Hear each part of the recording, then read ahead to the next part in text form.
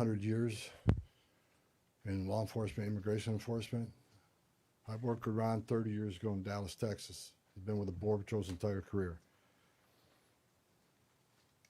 During my press conference last week, I reported I had productive discussions with various state and local officials, including Governor, Attorney General, Mayor Frey, and law enforcement officials about increasing coordination in a lawful way between the county jails and ICE to avoid public safety threats being released back in the community. While we had our differences, one thing was clear: we all committed to public safety for all who live in the Twin Cities. We have made significant progress under the direction of President Trump, working with state and local officials here in Minnesota, and I expect that to increase in the coming weeks. We continue to have discussions. I'll have discussions this afternoon. We currently have an unprecedented number of counties communicating with us now and allowing ICE to take custody of illegal aliens before they hit the streets. Unprecedented cooperation. And I'll say it again. This is efficient, requires only 1 or 2 officers to assume custody of a criminal alien target rather than 8 or 10 officers going into the community and arresting that public safety threat. This frees up more officers to arrest or remove criminal aliens. More officers taking custody of criminal aliens directly from the jails means less officers on the street doing criminal operations. This is smart law enforcement, not less law enforcement. It's safer for the community, safer for the officers, and safer for the alien. This coordination also makes it far more safe for the Twin Cities. Arresting a public safety threat in the safety and security of a jail is the safest thing we could do. Further, less public safety risks are being released back into the communities, reduces recidivism, so local law enforcement can direct their limited resources to other public safety matters in their community. This is another priority of President Trump. The state prisons already cooperate with ICE on this coordinated transfer of custody, and we thank them for that partnership, and we plan to do more with them.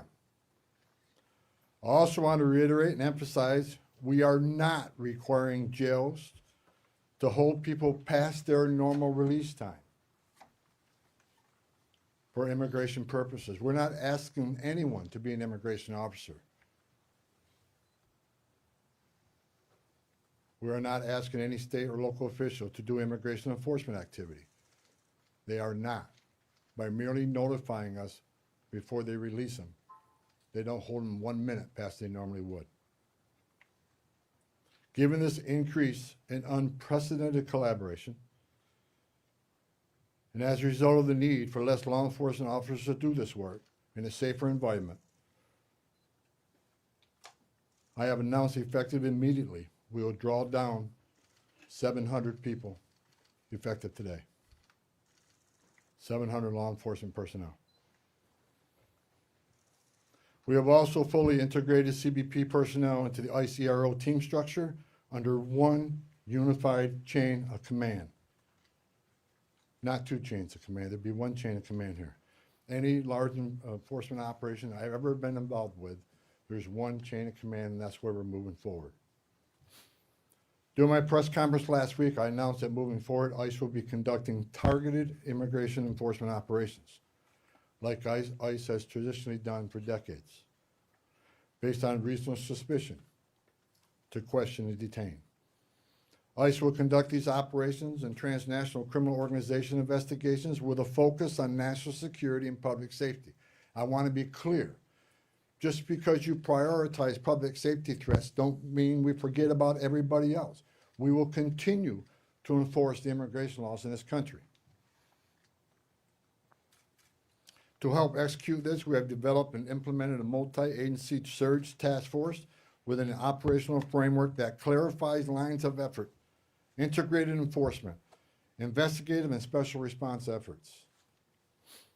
A unified joint operations center has been established to manage all operations and ensure efforts align with priorities of the mission.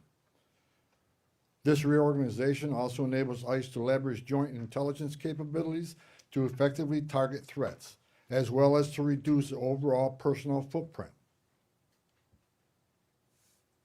and enhance public safety and confidence in the agency's capabilities and presence here.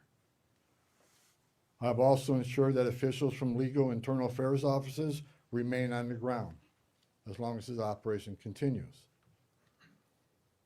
During our efforts to identify and implement improvements of how operations are planned, conducted, and managed, we identified a gap in regard to the use of body-worn cameras. And this was actually raised by the workforce when I started walking around talking to people here. Some officers and agents had them, some didn't. That inconsistency was unacceptable, so we moved immediately to prioritize full body cam deployment in the city. I discussed this with Secretary Noem a couple of days ago, and she made the decision to deploy them. The plan is to deploy them nationwide, but it's a priority for the city right now. There's actually $20 million in the spending bill to further fund the deployment of body cameras. The President is supportive of this decision because we have nothing to hide. We want to be fully transparent in what we do. The American people seek and deserve professional and trustworthy law enforcement, and I and the President expect that any misconduct will not be tolerated and will be swiftly addressed. The integration, structuring, and resources we have implemented would help ensure accountability and that targeted enforcement operations have a focus on national security threats and public safety threats, and they are conducted effectively, safely, and appropriately. Again, this is smarter enforcement, not less enforcement. For those who are not a national security threat or public safety risk, you are not exempt from immigration enforcement actions. If you're in the country illegally, you are not off the table.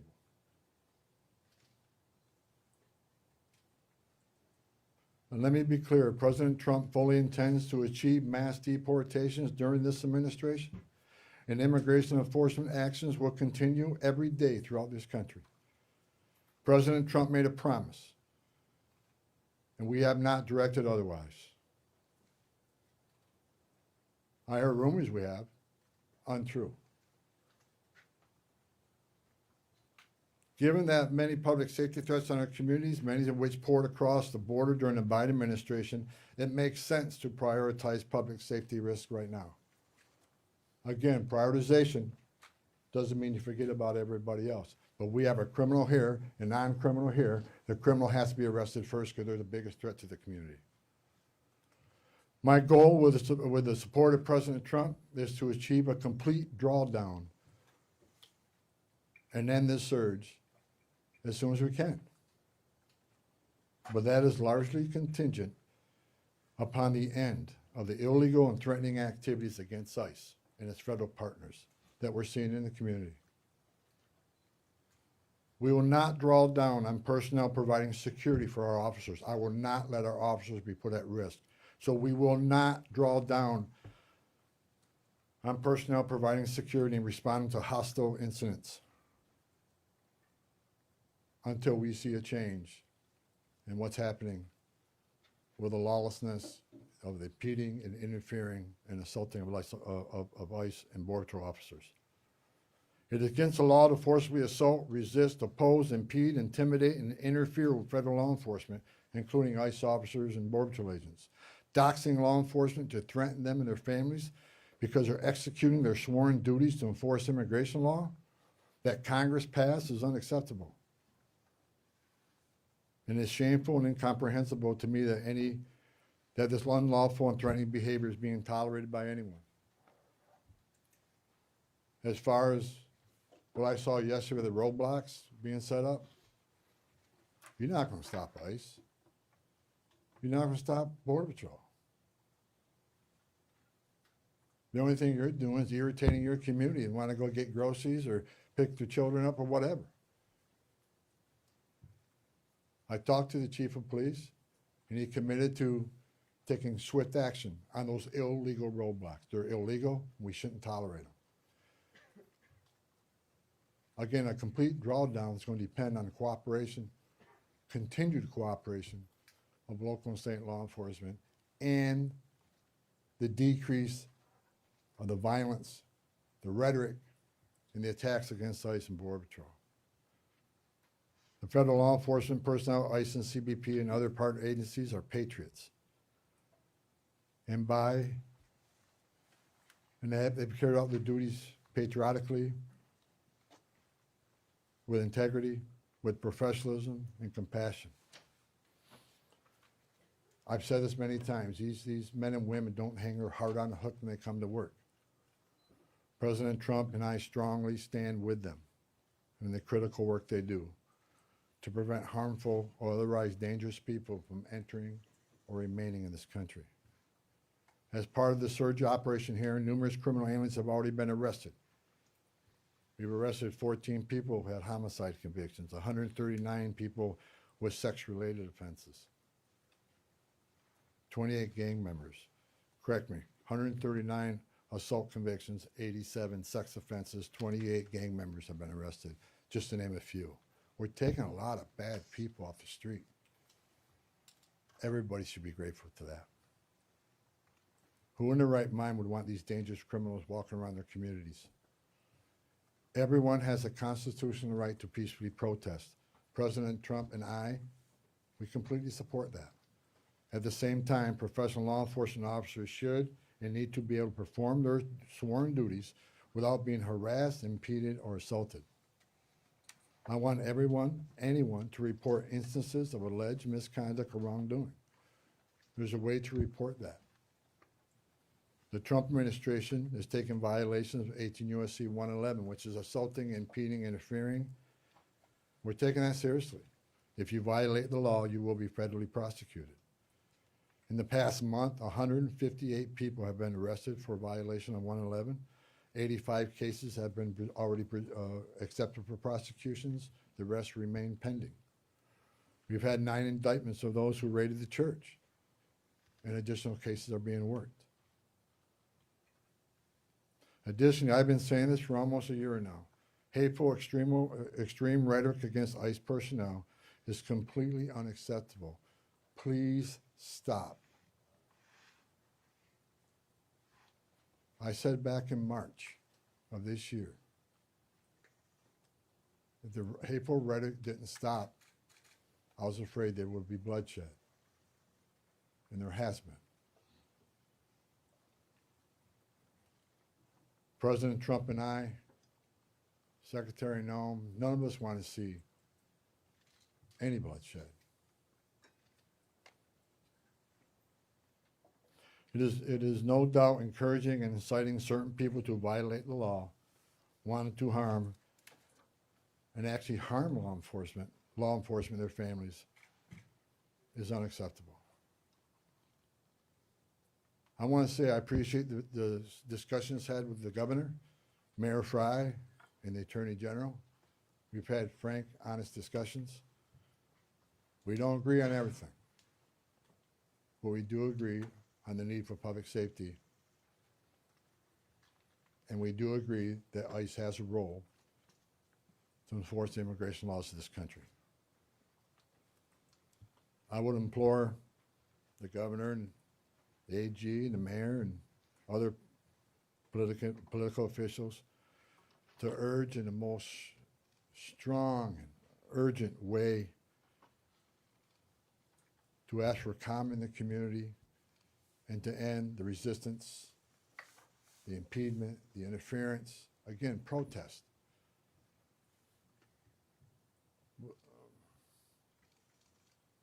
But stop impeding, stop interfering, stop violating the law, because we will arrest you.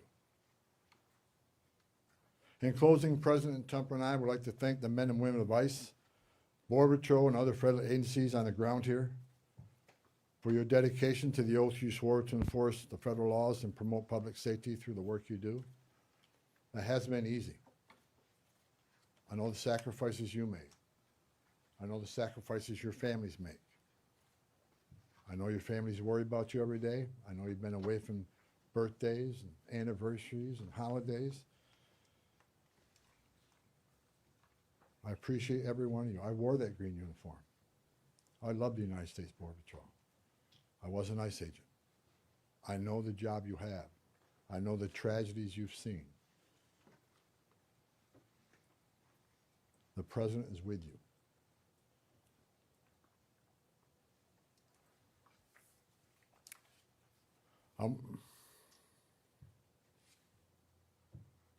Again, I want to thank Governor Walz, Attorney General, and Mayor for the candid, insightful, productive discussions we had. Again, I'm not saying we agree on everything, but I think we all already accomplished great things in Minnesota. I am optimistic we will achieve even more in the coming days to make this city safer. I would also like to thank the numerous local law enforcement officials I was able to meet with the last 9 days since I arrived here. I appreciate hearing from local law enforcement, their perspective on what's happening. I appreciate the desire to enhance communications between their agencies and our agencies, and that communication has been vastly improved. I truly appreciate your commitment to respond to federal law enforcement in a time of need. Every chief I talked to, every one of them, promised to respond to any public safety issue when our officers out doing their sworn duty and people start crossing the line and they start impediment, interference. Every police chief has committed to doing their job and enforce public safety. We talked to a lot of sheriffs throughout the nation. We have unprecedented cooperation. I've yet to talk to a sheriff that said no. There's still more sheriffs we are in discussions with and talking to, but I have not heard no. I think they want to do the right things for the communities too. Lastly, I'd like to thank President Trump for his steadfast leadership and commitment to law enforcement, public safety, and prosperity. I've said this many times. I've worked for 6 presidents and 10 administrations. When it comes to public safety, border security, immigration enforcement, no one's done it better than President Trump. His success is unprecedented. Later on today, Secretary Noem is having a press conference on our southern border. The most secure border in the history of this nation because of the leadership of President Trump and the men and women over there wearing a green uniform. Most secure border in the history of this country, which means less children are dying making that journey, less women and children being sex trafficked, less fentanyl getting this country to kill our young people, less known suspected terrorists being released in this country. The most secure border in a lifetime gives us the strongest national security we've seen. You can't have strong national security without strong border security. I wish I could be at that press conference, but the president has called me here. I just had a small part in it. The reason we have the most secure border is because of President Trump's leadership and the men and women wearing the green uniform, which I once wore. I just reported, I was down there with Commissioner Scott, CBP Commissioner Scott, 2 weeks ago. We went through that border in boat, forward drive, and in the air. We toured the border in California, Texas, and Arizona. And I did not see one illegal alien. Think about that. The last 9 months, no one's been released from that border. The most secure border in history of this nation. So God bless the men and women of the Border Patrol. God bless President Trump for his leadership. And God bless the United States of America. And I'll take questions. Sir, you said that you're getting unprecedented cooperation. Where's that coming from? Is it coming from the sheriffs? Have you signed agreements with them? Are Hennepin and Ramsey County part of that? And the 700 officers leaving Minnesota, are they Customs and Border Patrol or ICE or? There's a mix, but that number is based on, number one, the cooperation. Again, rather than having whole teams out looking for a criminal alien who was just released, now we have one agent at that jail picking that person up. That and the operation has been successful on a number of arrests, so the target list is reducing. So with the efficiencies of the jails, with the efficiencies of the prison system working with us, and the target list decreasing, we had a whole team looking at what makes sense without risking officer safety and the security teams, and that number is 700. Look, we want to get back to the original footprint, the Minnesota footprint of what ICE offices looked like before this operation, plus the additional hires through the big, beautiful bill. A lot of these people, you got agents here from LA, New York, and Portland. There's problems there too. So we want to get people back to their home stations and enforce immigration laws in those areas. But the vast majority of sheriffs, there's only a few that we're still in consultation with, but this is unprecedented cooperation. So again, I want to thank, you know, the sheriffs, the governor, and the AG. I think we're in a lot better place than we've ever been in. We never had this kind of cooperation at this level, and I'm not leaving until we get all done. But I'm happy to say I'm extremely pleased with the leadership team and their outreach to the sheriffs, to the state, to the chiefs. I've talked to many of them. I didn't talk to all of them, but I plan on talking to every one of them before I leave and thanking them for their cooperation. Are you getting cooperation from Hennepin and No Ramsey? follow-ups right here, go ahead. With everything that you've mentioned here right now, do you think this operation was a success here in Minnesota? Yeah, I think I just listed a bunch of people we took off the streets of the Twin Cities. So I think it was very effective as far as public safety goes. Was it a perfect operation? No. No. And I just told you, we created one unified chain of command, make sure everybody's on the same page, make sure we're deconflicting targets, and making sure we follow the rules. Now, I'm not saying anybody, you know, I don't think anybody purposely didn't do something they should have done. I'm saying that I brought a different set of eyes on this. I've done this for a long time. We made this operation more streamlined, and we established a unified chain of command. So everybody knows what everybody's doing. And not that it wasn't current before, but we approved upon that. So in target enforcement operation, we go out there, there needs to be a plan. And I want to make sure everybody has a plan. But I'm not going to sit here and point a finger at anybody that they failed. It was a great operation. We took a lot of public safety threats off the street. Right here. Can I ask a quick numerical, just clarification, and then get to my main question, please? So 700 leaving effective immediately. How many will that leave here once that group is out? Right around 2,000. And what is the pre-operation footprint? Well, 150, 150. 150 is normal. Well, we got to remember now we got special agents on detail here doing the fraud investigation. They're not going anywhere. They're going to finish their job. I'm talking about immigration enforcement efforts.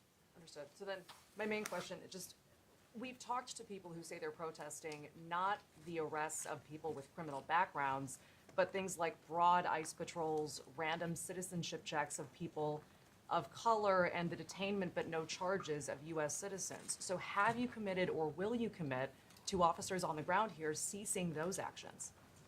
What I have made clear, we're doing targeted enforcement operation. When we leave this building, we know who we're looking for, where we're most likely to find them, what their immigration record is, what their criminal record is. But as we continue to be forced in the communities, when we go to arrest that criminal target, if we find an illegal alien there, they're coming. We're not going to turn a blind eye to illegal immigration. That's why this partnership and this coordination is so important. We'd much rather work in the safety and security of jail. Look, I go to bed every night wonder if every one of our officers go home safely. I also am concerned that every person we're looking for is taken into custody safely.